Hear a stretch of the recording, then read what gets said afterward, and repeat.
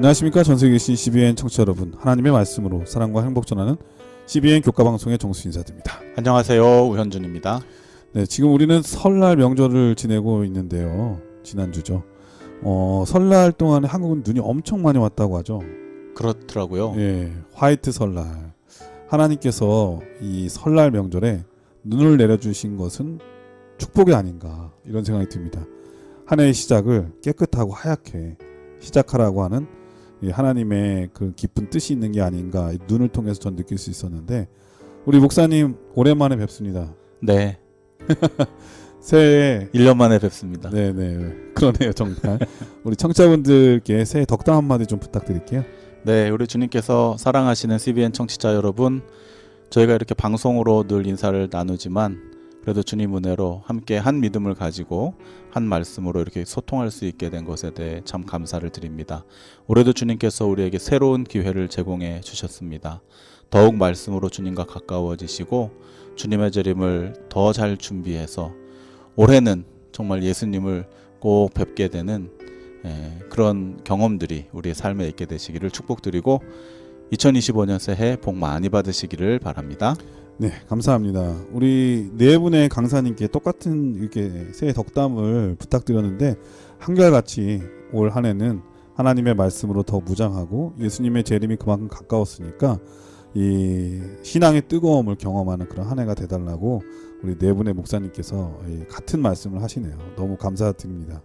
자, 오늘은 사랑과 공의의 하나님, 제 6번째 시간인데요. 제목이 하나님의 공의로운 사랑이라고 하는 제목입니다. 먼저 기억절 말씀을 읽어드리겠습니다. 자랑하는 자는 이것으로 자랑할지니 곧 명철하여 나를 아는 것과 나 여호와는 사랑과 정의와 공의를 땅에 행하는 자인 줄 깨닫는 것이라. 나는 이 일을 기뻐하노라. 여호와의 말씀이니라. 예레미야 9장 24절 말씀이었습니다. 우리는 이번 한 기 동안 하나님의 공의와 사랑에 대해서 배우고 있는데요. 이번에는 하나님의 공의로운 사랑입니다. 어떤 말씀일까요? 네, 이번 교과는 이 고대 근동의 신들의 이야기로 교과를 열게 됩니다. 이 고대 근동의 신들은 모두 부도덕하며 불의했다라고 저자는 기술하고 있어요. 그들은 무리한 것들을 요구하면서 이 숭배자들에게 강요하고 또 그들로 하여금 심지어 그들은 공포심에 불만조차도 표현할 수 없는 그러한 어떤 일들이 있었다라고 묘사를 하고 있죠. 오히려 이 숭배자들은 인신제사와 같은 비상식적인 어떤 요구에 맹목적으로 복종할 수밖에 없었고, 또 그 결과가 숭배자들에게 반드시 축복으로 이루어지리라는 것조차 기대할 수 없는 어떤 그러한 환경이었다라고 이야기를 합니다. 또 예배 의식이 매우 음란함으로 사람들을 잘못된 길로 들어가기에 너무나 유혹적이고 또 악을 범하면서도 그게 악인 줄 모르게 만드는 거죠. 예배 의식이니까. 네, 그렇습니다. 이는 이 사단 마귀의 분명한 어떤 계략이 있고 그 배후에 사탄 마귀가 활동하고 있었다는 것을 우리가 좀 생각해 볼 수 있는데요. 이를 통해서 사탄 마귀는 신에 대한 부정적이고 불합리한 그런 인식들을 숭배자들로부터 갖게 했을 뿐만 아니라 예배라고 하는 행위 자체를 굉장히 부도덕하고 또 어떤 음란한 그런 것들로 이렇게 점철시킴으로 예배에 대한 정신도 이렇게 훼손시키려고 하는 사탄 마귀의 계략이 거기에 담겨져 있었던 것이죠. 이러한 예는 단순히 고대 근동에만 있었던 것은 아닙니다. 뭐 동서고금을 막론하고 전 세계적으로 흩어져 있는 어떤 그러한 사탄 마귀의 계략이 숨겨져 있는 것이죠. 비근한 예로 우리나라의 심청전 이야기만 해도 그렇습니다. 찢어지게 가난한 데다가 불구의 신세였던 신봉사에게 요구된 것은 하나밖에 없는 어린 딸을 팔아서 마련한 공양미 300석을 드려야 무엇인가를 얻을 수 있고, 심지어 드렸음에도 눈이 안 떠졌죠. 이러한 것들이 사탄 마귀가 신에 대한 개념, 인식, 그리고 예배에 대한 그런 것들을 훼손시켜 놓은 어떤 그러한 걸작품이지 않은가 이렇게 생각을 하는 것입니다. 그러나 우리에게는 성경이 있죠. 우리는 성경을 통해 전혀 다른 개념의 신을 접하게 됩니다. 그분은 우리가 섬기는 여호와 하나님이시죠. 그분은 지극히 선하시고 또 그 선하심은 변함이 없습니다. 이와 같은 공의의 주님께서는 그 변함 없으심으로 모든 인류를 공히 사랑하십니다. 그분은 인류를 말도 안 되는 억압으로 괴롭히는 거짓 신들의 행위를 정죄하시며 이 모든 것들을 근절하실 것이라고 성경은 예언하고 있지요. 우리는 이번 교과를 통해서 과연 우리가 섬기는 주님, 전혀 다른 개념의 세상에서 인간의 상식으로는 이해할 수 없는 우리 주님의 공의로우신 사랑은 무엇인지, 또 그 본질은 어떠한 것인지 이번 교과를 통해서 조금이나마 들여다보는 시간을 갖도록 하겠습니다. 예, 사단은 이 거짓 신들을 통해서 참 하나님의 품성을 제대로 알지 못하도록 그런 유혹과 또 나쁜 계략을 많이 보여지게 하죠. 그러므로 오늘 우리가 배울 이 참 하나님에 대한 공의적인 사랑을 이해하는 것은 매우 중요하다, 이런 생각이 듭니다. 그럼 말씀에 앞서 참여 듣고 시작합니다. 여기는 말씀의 방송 CBN 코리아입니다.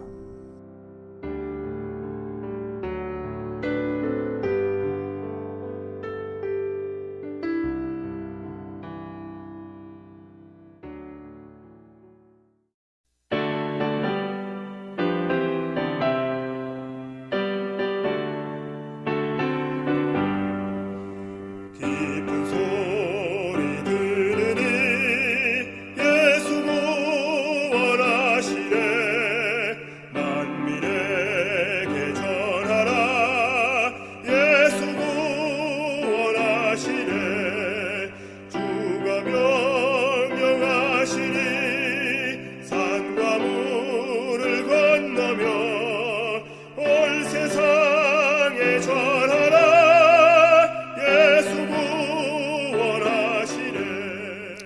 예, 찬미 잘 들었습니다. 일요일 소지는 사랑과 공의라고 하는 제목입니다. 어떤 말씀일까요? 우리는 성경 전체에서 하늘아버지의 사랑과 공의를 함께 보게 됩니다. 죄된 인간의 이해로는 한계가 있지만 그분의 사랑, 즉 참된 사랑은 공의에 기초하고 있으며 또한 그 공의로우심은 그분의 사랑을 통해 실현된다라고 성경은 선포하고 있는 것이죠. 다음에 네 성경 구절들을 함께 살피겠습니다. 목사님과 제가 교독하도록 하겠습니다.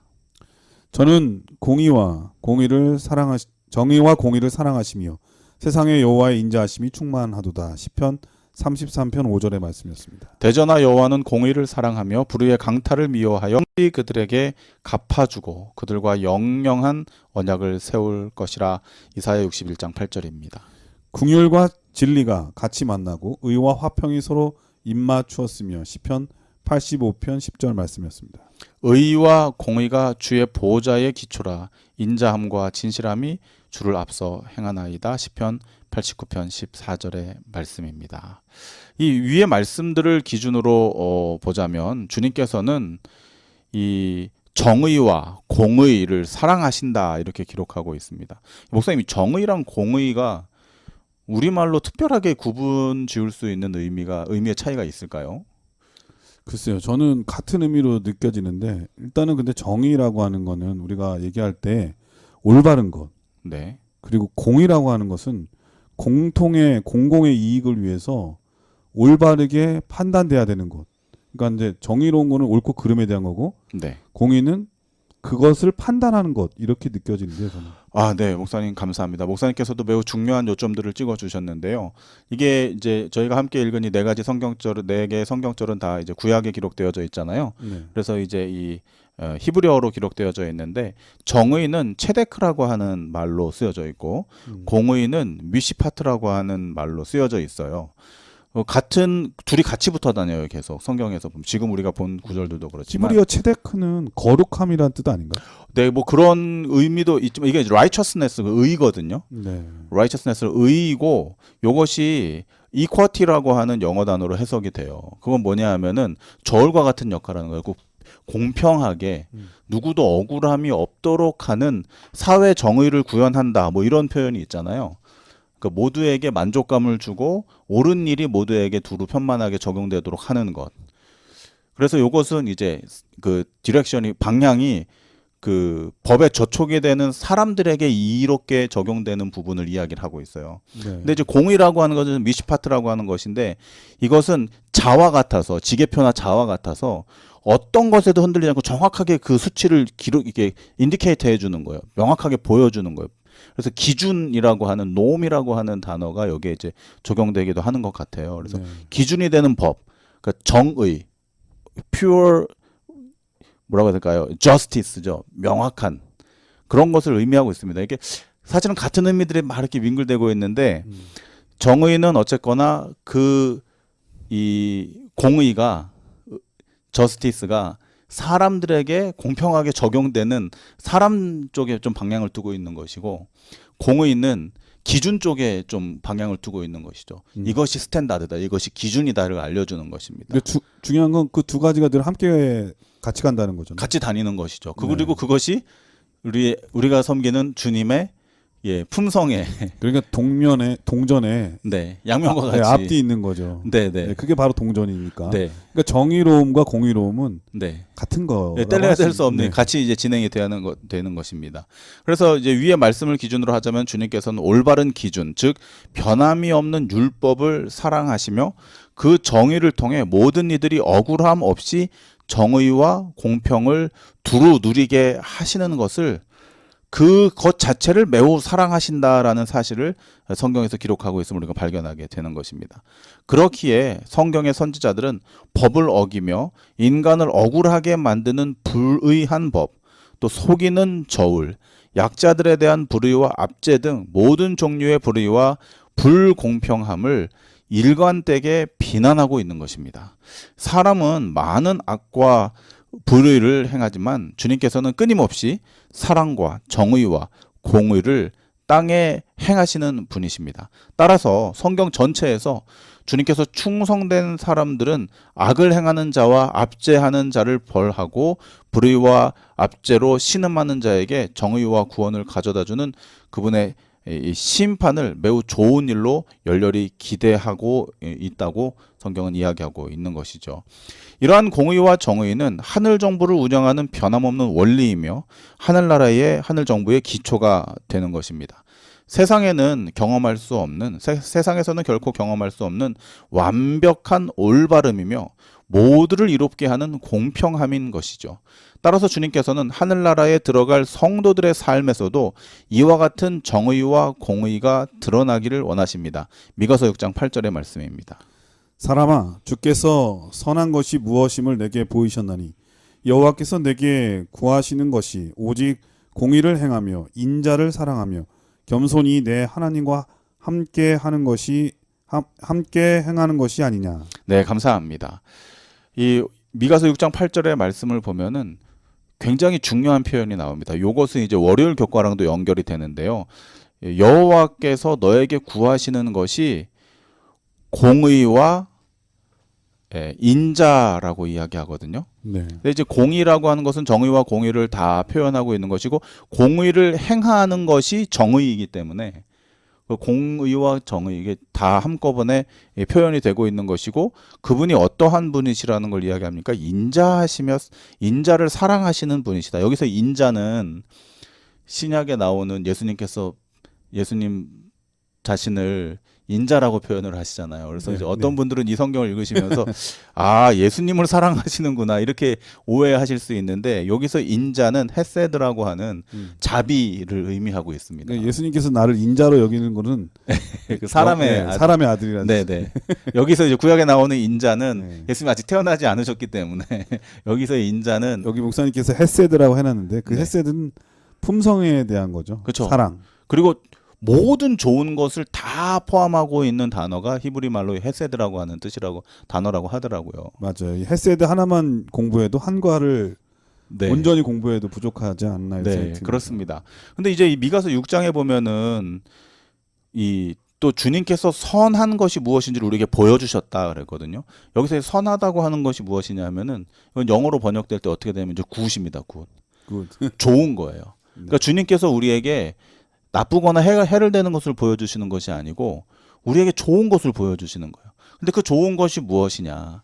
공의를 행하는 정의가 좋은 것이고 그 정의와 공의가 행해지는데 무엇 없이 행해지면 그것이 좋지 않기 때문에 사람들에게 힘들고 어려운 어떤 잣대가 될 수 있기 때문에 그것을 헤세드로 표현을 하시는 거예요. 자비로 표현을 하는 것이고 이건 또 다른 말로 사랑의 표현이라고 할 수 있는 것이죠. 주님께서 우리에게 이런 것들을 보여주시면서 이것을 너가 너의 주님과 함께 행하는 것이 주님께서 원하시는 것이다.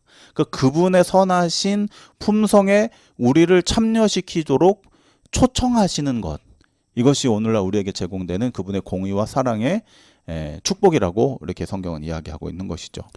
이 오늘의 교훈을 우리 모든 CBN 청취자들이 마음에 담아서 또 새로운 새해 우리 구정을 지나고 설날을 지나고 새로운 또 새해를 저희가 살아가면서 이 말씀, 이 교훈을 마음에 담아서 우리도 주님처럼 정의와 자비를 사랑하며 주님과 동행하는 참된 그리스도인들로 살아가게 되시기를 기도드립니다. 예, 일요소지는 사랑과 공의라고 하는 제목인데요. 이 정의와 공의가 사랑과 어떤 관련이 있는가, 이게 매우 중요한 것 같아요. 세상에 살다 보면 억울하게 힘든 삶을 사는 사람들 있잖아요. 억울함을 당한 사람들. 근데 만약에 공평함과 정의로움이 모호하고 뚜렷하게 구별되지 않는다면 이 억울한 사람들이 그것을 구제받기가 쉽지가 않잖아요. 그런데 하나님께서는 정의로움과 공의로움을 분명하게 보여주시는 분이시고, 그것 때문에 정의를 실현하는 것이 이 억울한 사람 입장에서는 진정한 사랑을 표현하는 것이죠. 너무 좋은 것이죠. 네. 만약에 선한 것이죠. 내가 억울한 일이 당했는데 공의와 정의가 모호하고 구별되지 않는다면 어떻게 하소연할 수가 없잖아요. 불공평해지는 거죠. 네, 불공평한 세상에 산다고, 그리고 그게 당연하다고 받아들여야 되고 하나님께서는 그걸 또 외면하게 되는 거잖아요. 그런데 우리 하나님은 그런 분이 아니시기 때문에, 이 공의롭고 정의로운 분이기 때문에, 우리를 사랑하시기 때문에 그걸 실현하시는 거죠. 그 실현하심을 통해서 우리의 억울하고 또 누명을 쓰고 그리고 이 죄의 굴레에서 속임을 당했던 우리가 이 예수님의 이 정의롭고 공의로운 사랑 때문에 우리의 누명을 풀고 우리의 이 억울함을 풀어주셔서 신원해 주심으로 우리를 다시 구원해 주시는, 다시 살려주시는 하나님이 품성이심을 오늘 또 일요일소지를 통해서 배울 수 있었습니다. 월요일소지는 전적으로 선하고 의로우신 하나님이라고 하는 제목인데요. 어떤 말씀일까요? 네, 오늘 교과를 이야기하기 전에 먼저 이 한 가지 이야기를 좀 하면서 시작을 해볼까 합니다. 이 학교 다닐 때 저희가 네. 학창 시절에 되게 교칙을 철저하게 지키시는 선생님들이 계시잖아요. 흔히 FM이라고 하죠. 네. 근데 이제 학생과장님이나 요즘 학생부장님이시고 이렇게 한데, 이게 학교만 있는 게 아니라 군대도 그렇고 네. 어디든지 꼭 그렇게 FM 네. 선생님, FM 조교 이런 분들이 있죠. 네. 그런데 참 애석하게도 그렇게 원리대로 하시는 분들의 그 인기도나 학생들의 선호도가 그분들을 부르는 별명으로 이렇게 반영이 되거든요. 뭐라고 보통 부르는데? 뭐 독사. 원칙주의자인데. 네. 왜냐하면은 대학이 껄끄럽고 그래서 부담스러워서 이렇게 저기 멀리서만 보여도 피해가게 되고, 왜냐하면 뭔가 교칙에 어긋나는 것도 붙들려 가지고. 그런 분들 혹시 뭐 악어 가죽 이렇게 부르지 않나요? 아, 그래요? 바늘로 찔러도 피 한 방울 안 나는. 아, 그래서 악어 가죽인가요? 냉혈한 네, 뭐 이런. 저분은 네. 빨간 피가 안 나와. 그래서 네. 파란 피 막 이렇게 부르고. 네, 그렇습니다. 이제 우리가 인간의 상식에서 공의에 대한 것, 그다음에 또 의에 대한 것을 생각할 때에는 우리가 그렇지 못하기 때문에 그런 기준들이, 그런 잣대들이 우리에게 적용될 때에 그 부담스럽고 부정적인 의미로 받아들여지게 돼요. 그러니까 내가 악하기 때문에 의로운 사람을 좋게 말 안 하는 거죠. 네, 그렇습니다. 그런데 그 원리 원칙 주의가 아니라 원리 원칙, 학생들에게 적용되는 그것이 실현되게 하기 위해서 그 기준을, 그것을 가르치시는 선생님이 자신의 삶에서 실천하시는 분들이 간혹 계셔요. 그렇죠. 그래서 본인들이 솔선수범을 보이시는 선생님들이 계셔요. 이제 그런 선생님들에 대한 인식은 되게 오래 좋은 이미지로 남아요. 또 거기서 조금만 더 자기 자신에게는 엄격하지만 네. 학생들에게는 조금만 너그러우면 완전히 인기 최고죠. 최고죠. 인기 최고죠. 네. 저는 이러한 우리 실생활에서 이런 선생님들의 모습을 통해서, 또 우리 목회자들도 교회에서 또 그럴 수 있고요. 교회 지도자들도, 우리 장로님들이나 집사님들도 청년이나 학생들이나 어린이들을 대할 때 어떤 그런 모습들을 우리가 보게 되는데요.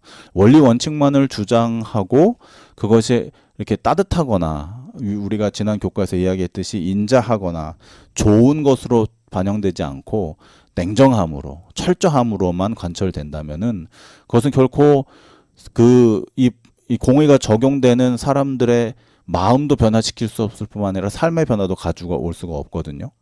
그런데 우리가 참 감사한 것은 이제 월요일 교과를 통해서 우리가 함께 나누겠지만 우리 주님께서는 의로우신 것을 넘어서서 그분은 좋으신 분이라는 것을 우리가 배우게 됩니다. 그분은 선하시다는 것이죠. 그것도 전적으로 선하신 의로우신 하나님이다. 우리 이 내용을 공부하게 되는 것입니다. 주님께서는 정말 말로만 공의를 사랑하시는 분이 아니십니다.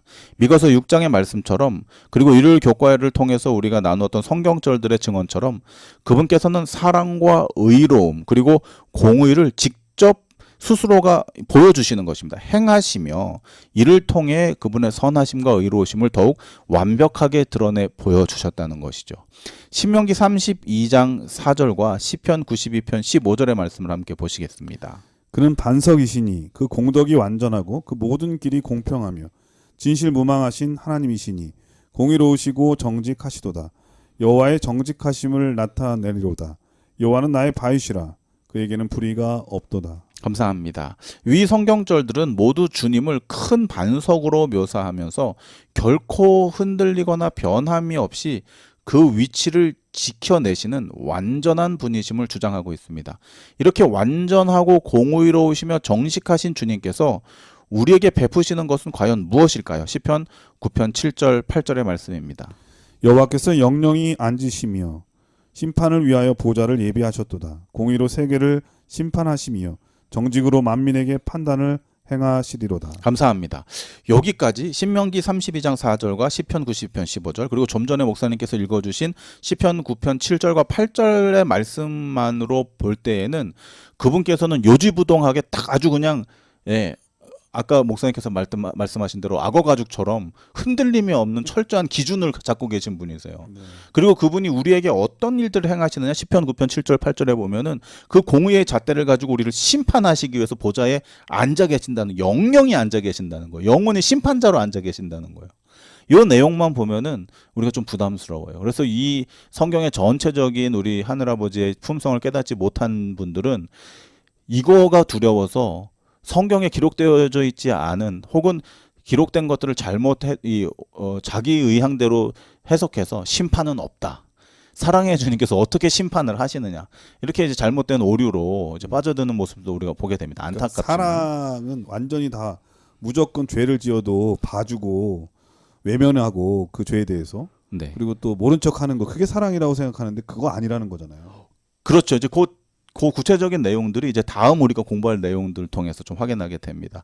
그분은 그 완벽한 공정으로 우리를 심판하시겠다고 하고 계신데 그렇다면 그 심판은 어떤 성격의 심판일까요? 어떤 성격의 심판일까요? 조금 긴 성경절이지만 우리에게는 너무나도 은혜롭고 복음이 되는 말씀이기 때문에 교과에서 제시하는 이번 교과의 특징이 성경절들이 굉장히 많이 제시가 돼요.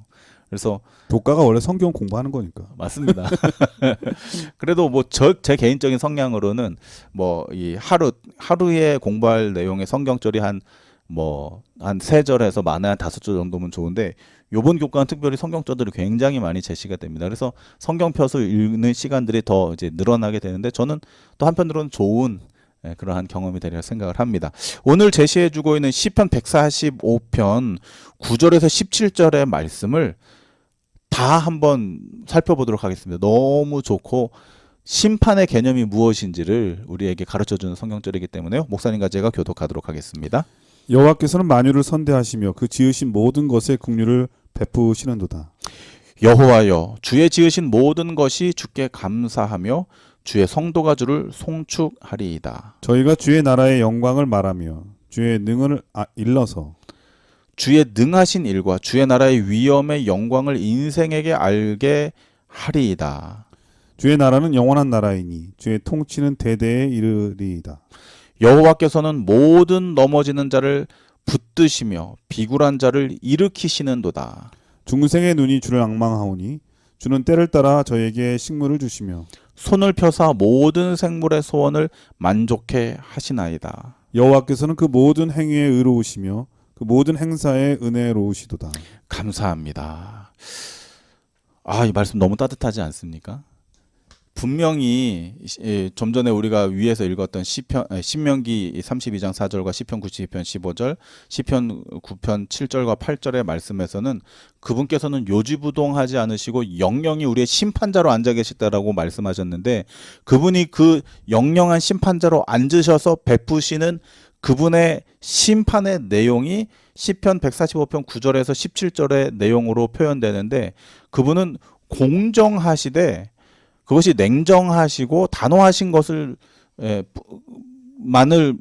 그런 부분만을 가지고 계신 것이 아니라 그분은 좋으신 하나님으로 우리에게 표현되고 있는 것입니다. 공정하시되 따뜻하고 좋으신 분인 거예요. 즉 다시 말해서 그분의 공의는 모든 연약한 자들, 위의 말씀으로 살펴보자면은 넘어진 자들, 비굴한 자들, 실패한 자들,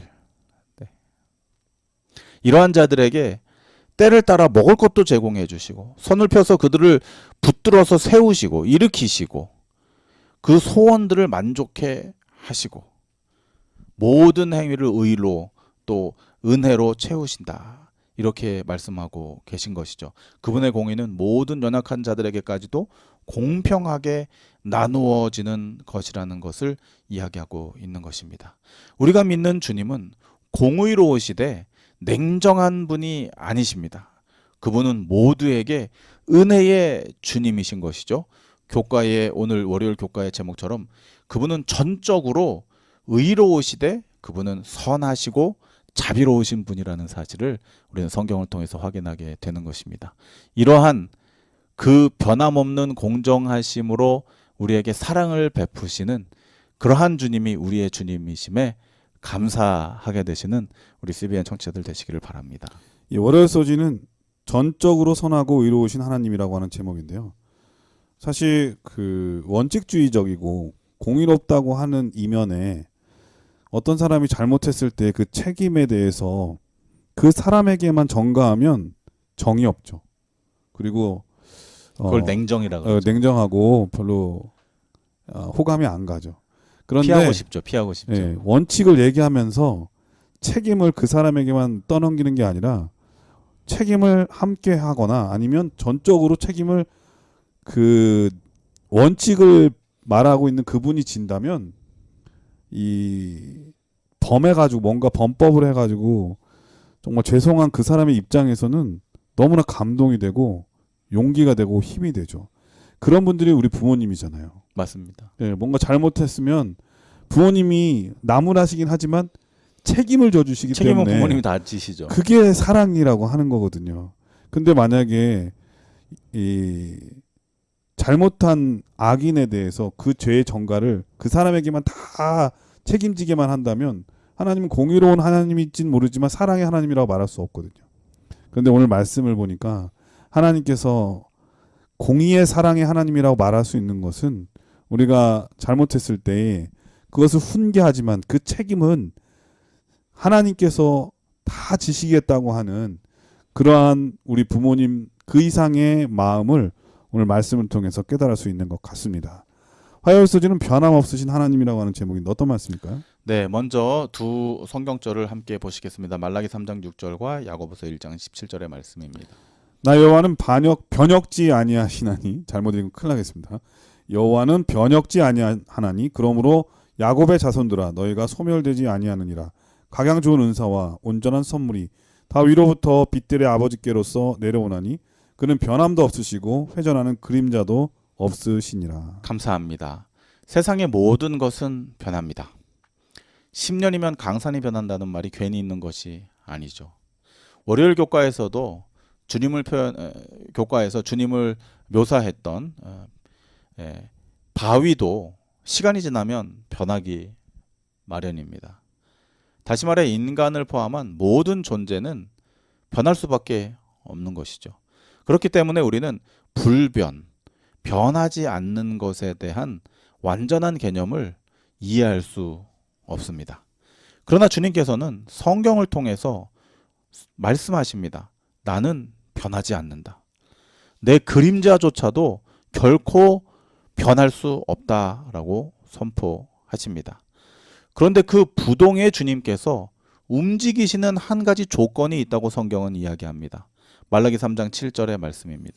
만군의 여호와가 이르노라 너 열조의 날로부터 너희가 나의 규례를 떠나 지키지 아니하였도다. 그런즉 내게로 돌아오라.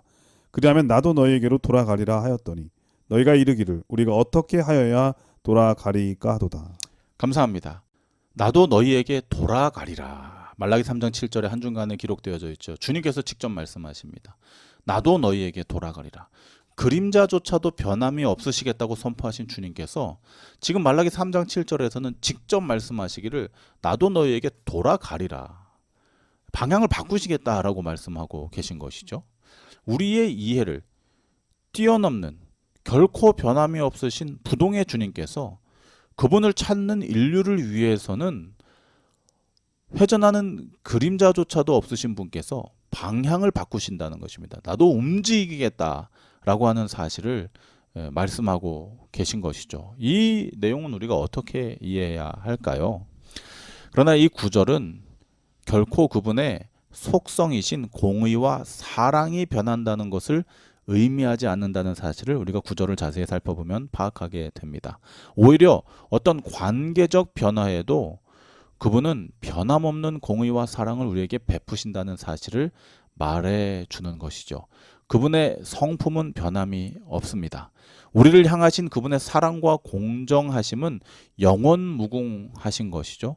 그러나 변화무쌍한 우리의 상황에 따라 그분은 움직이시는 것입니다. 좋은 예가 무엇입니까? 그분은 변함없는 품성을 우리에게 보여주시기 위해서 우리의 상황에 따라 그분의 방향을 바꾸시는데요.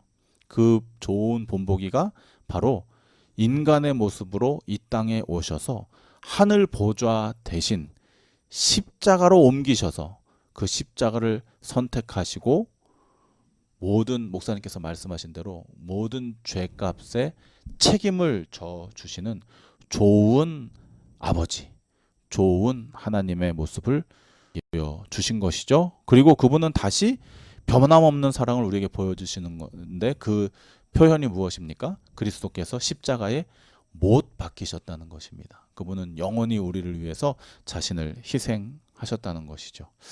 디모데후서 2장 13절의 말씀을 함께 보시겠습니다. 우리는 미쁨이 없을지라도 주는 일양 미쁘시니 자기를 부인하실 수 없으시리라. 감사합니다. 여기서 미쁘다는 것은 이쁘다, 뭐 아니면 기쁘다 이런 뜻이 절대 아니죠. 미쁘다고 하는 것은 신실함이거든요.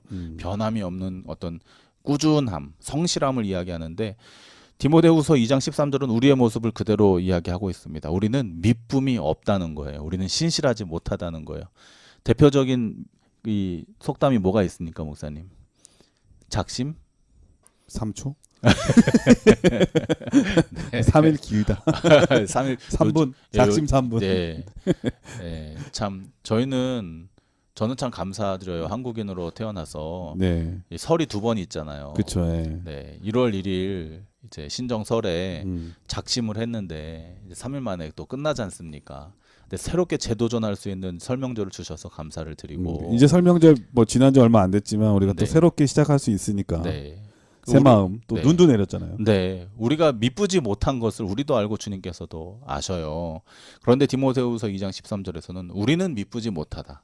그러나 주님께서는 하나같이 한결같이 일양 신실하시고 성실하심으로 자기를 부인하실 수 없으시다라고 이야기하고 있죠. 우리의 어떠함과 상관없이 변함없는 의와 사랑으로 우리를 찾으시는 일향 미쁘신 우리 주님의 은혜에 감사드리는 우리 CBN 청취자들 되시기를 바라고요. 이런 변함없는 분이시기에 우리는 더 확고한 믿음으로 그분을 신뢰하며 살아갈 수 있다고 하는 귀한 복된 소식을 함께 나누게 됩니다. 화요소지는 변함 없으신 하나님이라고 하는 제목인데요. 변함 없었으면 하는 건 마음이죠. 사랑하는 마음. 그런데 이 사랑하는 마음도 상대방에 따라서 방법은 달라질 수 있잖아요. 부모님께서 자녀를 사랑하는 방법이 마음이 바뀐 건 아니지만 방법은 달라질 수 있거든요. 그 맞습니다. 자식들이 행하는 일에 대해서. 그렇기 때문에 하나님께서도 이렇게 돌아가리라 하고 하는 움직이시는 것처럼 보이지만 사실 그 움직임은 그 사랑에 대한 반응이라고 할 수 있는 거죠. 제가 그 유튜브에서 한 본 장면인데 다큐멘터리로 TV에서 나왔었나 봐요. 근데 그 짤막으로 이제 나왔던 건데 이 결혼을 약속한 젊은 남녀가 있는데 여자친구가 갑자기 뇌졸중으로 의식불명이 된 거예요. 여자친구가요? 여자친구가 결혼을 젊은데. 결혼을 약속했는데 그런데 한동안 의식을 없다가 나중에 깨어났는데 거의 5살짜리 지능이 된 거예요. 아하. 말도 못하고. 이런 경우 어떻게 해야 됩니까? 상대의 남자친구는 인식은 해요? 예, 인지는 해요? 남자친구는 정상인이죠. 아니요. 그 아픈 여자분이. 그러니까 처음에는 몰랐죠. 아. 그러니까 뭐 의식이 없으니까요. 근데 이 남자친구가 이 여자친구에 대해서 변함없는 반응을 합니다. 매일 병문안 오고요. 매일 인사를 하고. 그런데 이제 어느 순간에 인식을 한 거예요. 이 사람이 날 사랑하는구나. 그래서 말은 못하니까 눈빛으로 이렇게 이제 단어를 지적해주면 그걸로 인사를 하는 거죠. 그런데 이 여자는 항상 조마조마할 거예요. 이 남자친구가 마음이 변할까봐. 그런데 이 남자친구는 제가 그때 볼 때까지는 벌써 14년이 됐는데 한결같은 거예요. 아까 아픈 지 14년이 지났는데. 네. 결혼도 안 하고.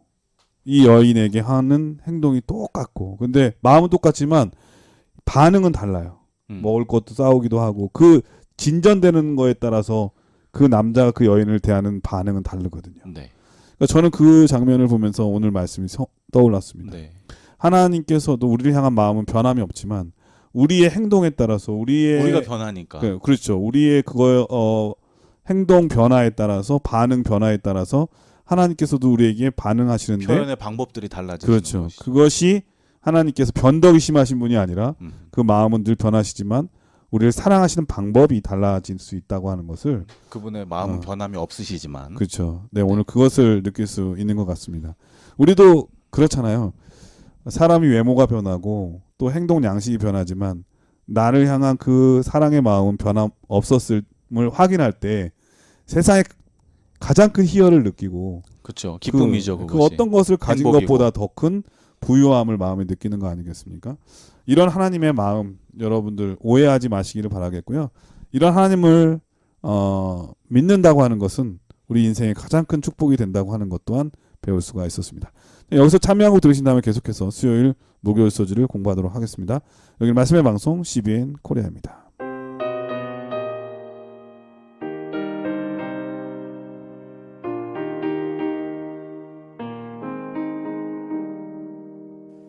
내가 지금 사는 곳 주의 크신 은혜요 주를 믿게 된 것은 더욱 크신 은혜라 넘치는 주의 사랑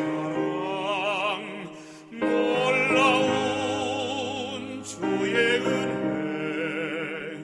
날마다 경험하며 주께 감사합니다.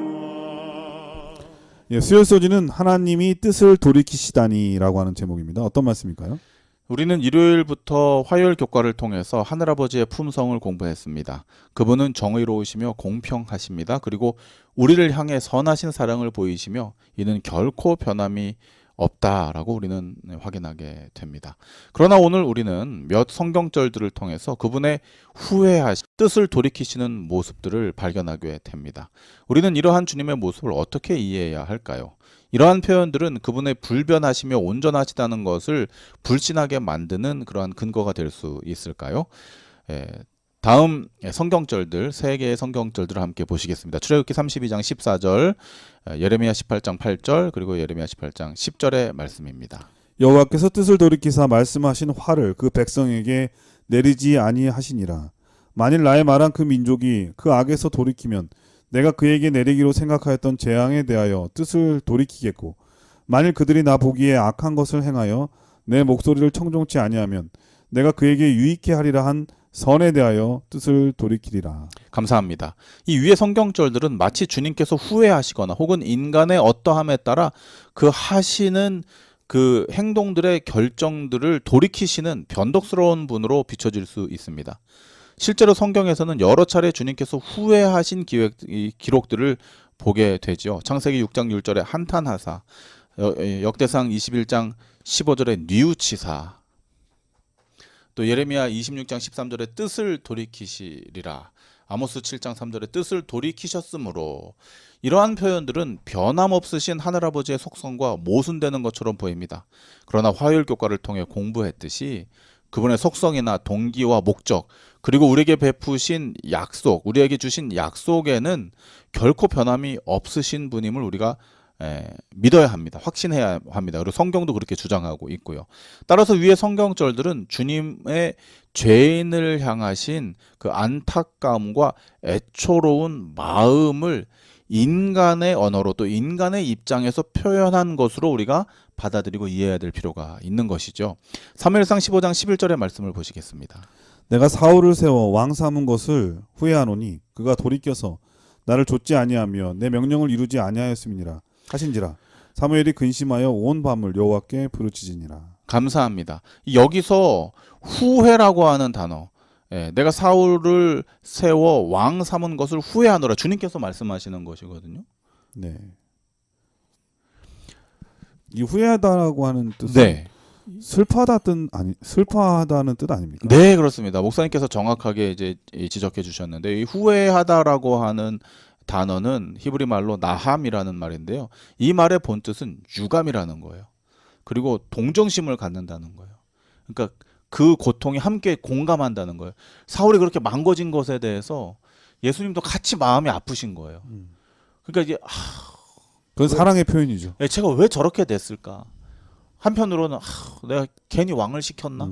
이런 안타까운 마음을 가지시는 것이죠. 공감하시는 것입니다. 그리고 슬픔을 겪으시는 거예요. 그러니까 단순히 어떤 그 공감대만 형성되는 것이 아니고 실제로 거기에 이입이 되시는 거예요. 그 형편으로 예수님께서 친히 그 입장에 함께 이렇게 거하시는 모습을 후회하다라고 하는 단어로 표현해 놓은 단순히 것이죠. 원칙주의자 그리고 그 책임을 사울에게만 전가시키는 분이라면 이런 표현이 나올 수 없죠. 슬퍼할 필요도 없어요. 그냥 혼내면 되고요. 네. 그리고 쫓아내면 되죠. 그런데 하나님께서는 그를 향한 마음이 변함이 없다고 하는 것을 오히려 이 표현으로 알 수 있는 것 같아요. 그렇습니다. 네. 이러한 주님의 마음을 가장 잘 묘사한 표현이 바로 창세기 6장에 기록된 한탄하사, 즉 크게 슬퍼하시는 주님의 모습으로 우리에게 비춰지고 있는 것입니다. 이는 오히려 인류를 향한 그분의 사랑이 인간의 조건과 상관없이 일관되게 보여주시면서, 그러나 그것이 다른 방면으로 표현되고 있다는 것을 우리에게 보여주고 있는 누가 증거가 그러잖아요. 되는 노아 홍수 것입니다. 때 내렸던 40일 밤낮 내리는 비는 하나님의 눈물이었다. 네. 그렇습니다. 다음 이 성경절들은 그분이 어떤 분이신지를 다시 한번 우리에게 상기시켜 줍니다. 민수기 23장 19절, 또 사무엘상 15장 29절의 말씀입니다. 하나님은 인생이 아니시니 시건치 않으시고 인자가 아니시니 후회가 없으시도다. 어찌 그 말씀하신 바를 행치 않으시며 하신 말씀을 실행치 않으시랴. 이스라엘의 지존자는 거짓이나 변개함이 없으시니 그는 사람이 아니시므로 결코 변개치 않으심이니이다. 네, 감사합니다. 위 말씀을 통해서 우리가 알 수 있듯이 주님께서는 결코 변함이 없으시죠. 결코 변함이 없으시고 변개함이 없으시고 거짓이 없으시다. 민수기 23장 19절에 하나님은 인생이 아니시니 시건치 않으시고, 시건은 이제 거짓말 안 하신다는 것이거든요. 허식한 말씀을 하지 않으신다. 그분은 항상 진실되고 변함이 없으시다라는 표현을 우리에게 보여주고 계신 것입니다. 이 주님의 후회하심에 대해서 화이 선지자는 다음과 같이 표현을 하고 있어요. 부조화 선지자 630쪽의 말씀입니다. 하나님의 후회는 인간의 후회와 같지 아니하다. 이스라엘의 지존자는 거짓이나 변개함이 없으시니 그는 사람이 아니심으로 결코 변개치 않으심이니이다. 인간의 후회는 마음의 변화를 의미하고 하나님의 후회는 환경과 관계의 변화를 의미한다. 인간은 하나님의 은총을 받을 수 있는 조건에 응함으로 하나님께 대한 관계를 시킬 수도 있고 또 자신의 행위로서 자신의 은총 받을 수 없는 곳에 둘 수도 있다. 네, 감사합니다. 이것이 인간의 입장에서 볼 때의 후회에 대한 이해이고 주님의 후회가 어떠한 차이점을 보이는지 우리에게 명확하게 이야기하고 있죠.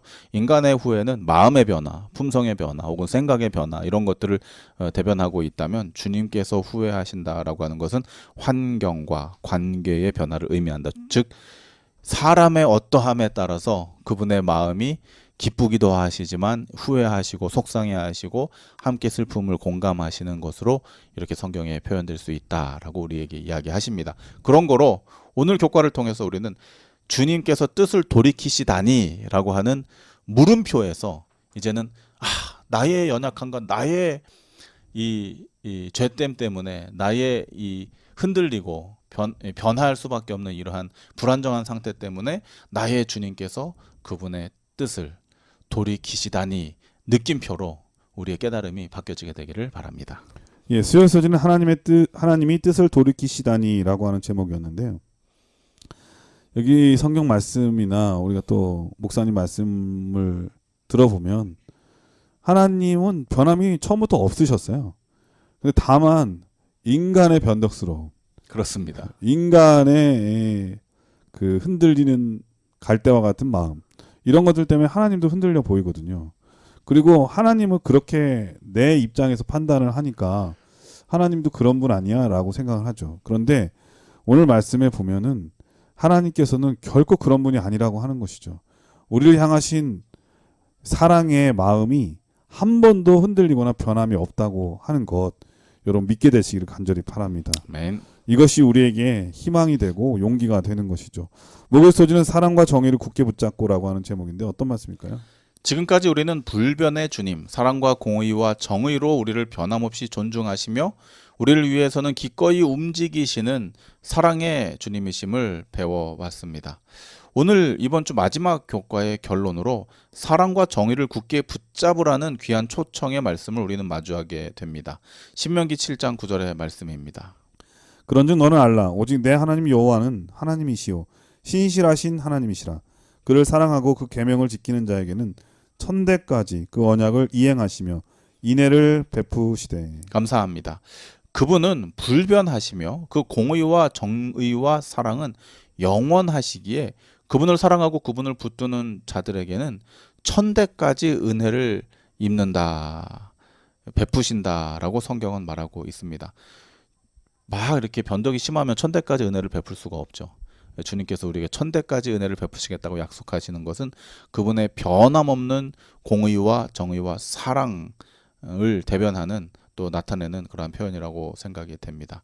그렇다면 우리는 어떻게 그분의 사랑과 정의를 굳게 붙잡을 수 있을까요? 마태복음 5장 43절부터 48절의 말씀을 함께 보시겠습니다. 저희 교독하도록 하겠습니다. 또 내 이웃을 사랑하고 내 원수를 미워하라 하였다는 것을 너희가 들었으나 나는 너희에게 이르노니 너희 원수를 사랑하며 너희를 핍박하는 자를 위하여 기도하라. 이같이 한즉 하늘에 계신 너희 아버지의 아들이 되리니 이는 하나님이 그 해를 악인과 선인에게 비치게 하시며 비를 의로운 자와 불의한 자에게 내리우심이니라. 너희가 너희를 사랑하는 자를 사랑하면 무슨 상이 있으리요? 세리도 이같이 하지 아니하느냐? 또 너희가 너희 형제에게만 무난하면 남보다 더하는 것이 무엇이냐? 이방인들도 이같이 아니하느냐? 그러므로 하늘에 계신 너희 아버지의 온전하심과 같이 너희도 온전하라. 감사합니다. 이 말씀은 참 행하기 어려운 것처럼 느껴집니다. 사실은 사랑하는 가족도 때때로 우리가 네. 또 미운 마음도 생기고 하는데 가족도 원수가 되죠.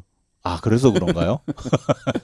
어떻게 원수까지 목사님 네. 정초에 무슨 말씀이세요? 아니 그런 경우를 본다고요.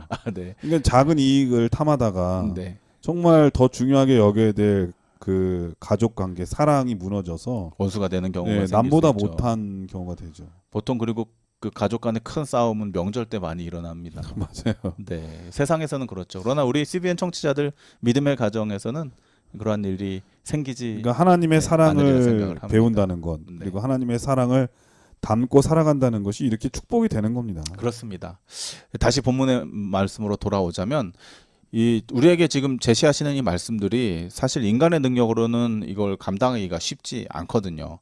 어려운 것처럼 느껴집니다. 그러나 우리는 이 명령 안에서 모두에게 공평하신 하늘아버지의 공의와 사랑의 품성을 발견하게 됩니다. 이 말씀을 통해서 우리 자신을 보는 것이 아니고 이 말씀을 통해 우리가 주님을 바라보면 또 새로운 관점에서 그분의 사랑, 그분의 공의, 그분의 품성을 발견하게 된다는 것이죠. 주님을 사랑하는 자만을 사랑하는 것은 온전한 사랑이 아니라고 주님께서 말씀하시죠. 주님께서는 그분을 미워하는 사람, 심지어 그분을 대적하는 원수까지라도 70번씩 7번 용서하시면서 사랑으로 포용하시는 모두에게 공평하신 좋은 주님이심을 우리에게 보여주고 계신 것입니다. 그렇기에 그분을 존중하고 그분의 뜻을 따르기 원하는 자들은 하늘 아버지께서 온전하신 것 같이 그분께서 온전하게 원수까지라도 사랑하신 것처럼 우리도 그분의 온전한 사랑을 모든 이들에게 드러낼 수 있는 삶을 살 수 있다라고 하는 귀한 약속으로 우리가 이 말씀을 받아들이게 되는 것입니다. 시편 85편 10절과 호세아 12장 6절의 말씀을 함께 보십니다.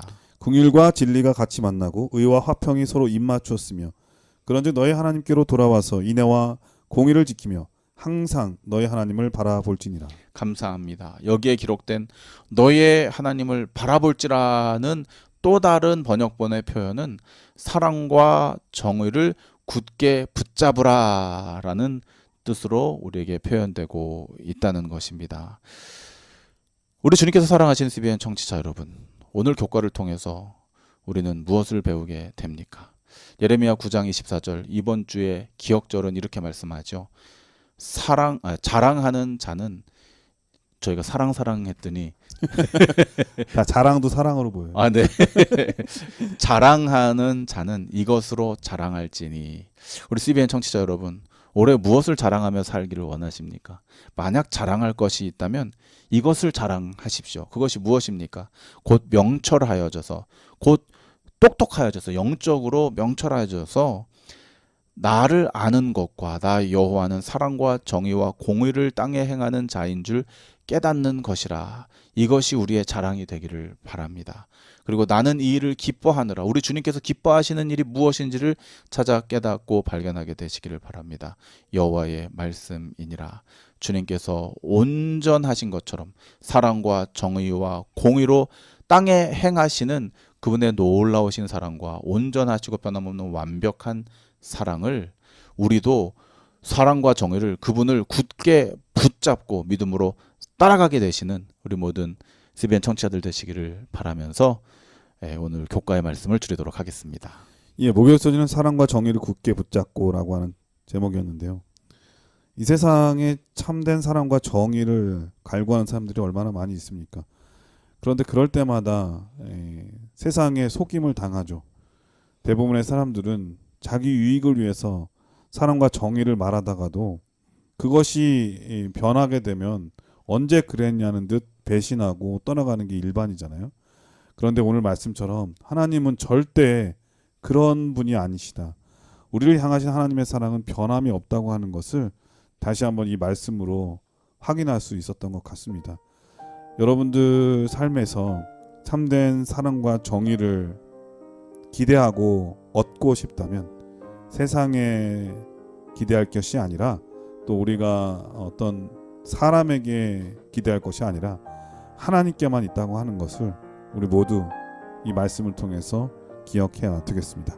목사님께서 교과를 정리해 주시고 기도하고 마치도록 하겠습니다. 주님은 악과 연관이 없으시며 온전히 선하시고 정의를 사랑하시기에 불의와 악의 문제에 깊은 관심을 가지고 계십니다. 그분은 원수마저 사랑하시지만 공의를 어기지 않으시고 세상에서 정의가 이루어지기를 원하시며 요구하십니다. 그분은 인간과의 관계에 따라 말씀을 돌이키시지만 이는 오직 인간의 언어로 표현된 그분의 사랑이며 자비하신 그분의 성품을 나타내는 표현인 것입니다.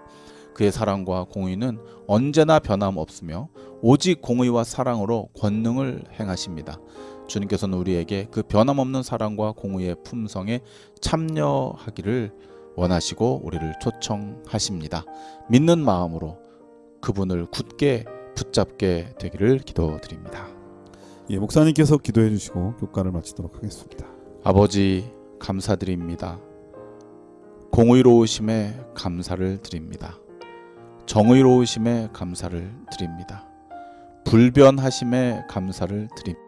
그 공의와 정의 그리고 불변하심이 선하시고 좋으신 품성으로 표현되심에 감사를 드립니다. 그리고 그 품성이 우리를 향하신 변함없는 사랑임에 감사를 드립니다. 불변하신 품성으로 우리를 위해 이 땅에 오셔서 친히 사랑과 공의를 보여주셨으니 우리도 감사하는 마음으로 그 귀한 성품에 참여하게 하여 주시옵소서. 예수님 이름으로 기도드립니다. 아멘. 아멘. 네, 전세계 CBN 청취자 여러분, 어떤 사람이 이런 말을 했습니다. 길을 가다 돌을 만나면 강한 사람은 그것을 디딤돌이라고 말하지만 약한 사람은 그것을 걸림돌이라고 말한다고 합니다. 똑같은 돌인데도 우리의 마음가짐에 따라서 그 돌을 대하는 태도는 달라지죠. 여러분들은 세상을 대하는 태도가 어떻습니까? 그리고 자기 자신을 대하는 태도는 어떻습니까? 예수님의 사랑이 여러분들의 삶을 강건하시기를 진심으로 기원드립니다. 건강하시고요. 저는 다음 주에 다시 찾아뵙겠습니다. 안녕히 계십시오. 감사합니다.